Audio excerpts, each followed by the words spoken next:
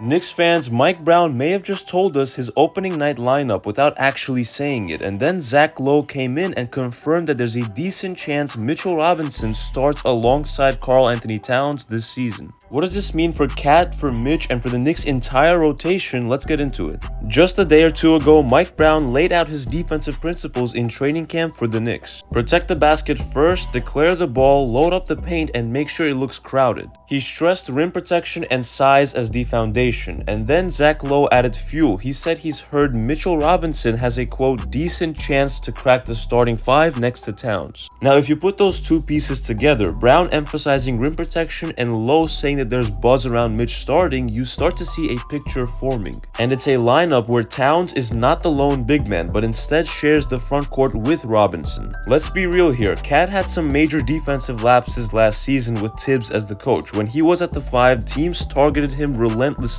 in pick and rolls. Guards would pull him away from the basket, wings would attack the rim, and without a true shot blocker behind them, the Knicks looked vulnerable. Now insert Mitch into that equation. Mitch is one of the best rim protectors in basketball when he's healthy, if not the best. He covers ground, he blocks shots, and he changes how teams attack inside. Opposing players literally start fearing to go to the basket because they believe that he will block their shot. Having him behind Cat completely flips the script defensively. Mitch can take on the Rudy Gobert role where he's anchoring the paint, erasing mistakes, while Cat roams, switches more selectively, and does not need to be the last line of defense. But this is not just about defense. Offensively, Cat is at his best when he's moving, when he's stretching the floor, and when he's not just asked to back guys down. We saw too much of that last season, him stuck in the post trying to force shots inside instead of playing to his strengths. Mike Brown has already made it clear that Towns will be moved all over the floor. He will get pick and pop looks, trail threes in transition,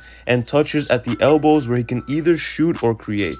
And crucially, Mitch does not need the ball in his hands. His offense is vertical spacing, lobs, putbacks, hustle plays. That allows Cat to operate in space while Mitch does the dirty work. And if you are wondering whether this can actually work on the court and not just look good on paper, let's look at the precedent. Brown mentioned Domantas Sabonis in Sacramento, a big man he used in multiple roles. Cat can do everything Sabonis did and more, especially as a shooter. Then think back to Minnesota, Cat and Rudy Gobert. That wasn't just an experiment, it actually worked. The Wolves had one of their best seasons in years with that pairing. Cat played at the 4, Gobert locked down the 5, and they complemented each other very well. If Cat was able to adapt with Gobert, why couldn't he adapt with Mitch, a rim-running version of the same concept? But here's where it gets complicated, the ripple effects. If Mitch is in the starting lineup, that bumps someone out. The most likely candidate is Deuce McBride. We've heard all offseason that Brown values shooting and ball movement, and a 5-out lineup with Deuce instead of Mitch definitely fits that mold. But if Brown decides rim protection matters more, then Deuce becomes the odd man out of the starters. That would make the bench unit look something like Brogdon, Deuce, Clarkson, Hart, and Yabusele, with potentially Hukporti playing spot minutes. Still a strong group, but it shifts the balance. Defense first in the starting 5, offensive spark with the second unit.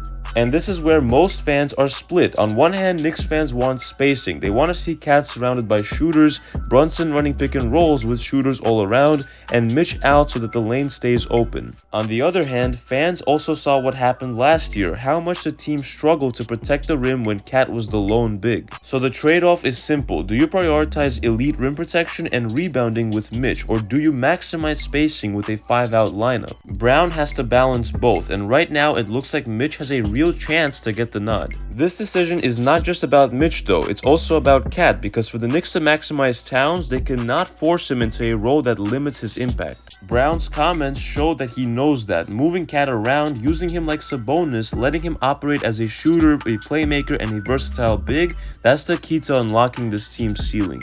And if starting Mitch helps unlock Cat by taking away the defensive burden, that might be the way forward. Cat is an all-star, one of the most dynamic offensive bigs in the league, as we all know, so getting him into his comfort zone is non-negotiable if the Knicks are going to chase a championship. So here's where we currently stand. Lowe says that there's a decent chance Mitch starts. Mike Brown's words back it up, and the Knicks are clearly thinking about how to maximize Cat on both ends. This is going to be one of the most important decisions heading into the season. But now it's your turn to answer this question. Should Mitchell Robinson be in the starting 5 with Towns, or should the Knicks stick to the 5-out spacing with Deuce? Make sure to drop your thoughts in the comments because this debate is only getting started. And if you enjoyed this breakdown, make sure to hit that like button and sub to the channel for more Knicks news and updates you will not want to miss. It's been KNYT here, and I'll see you guys in the next one.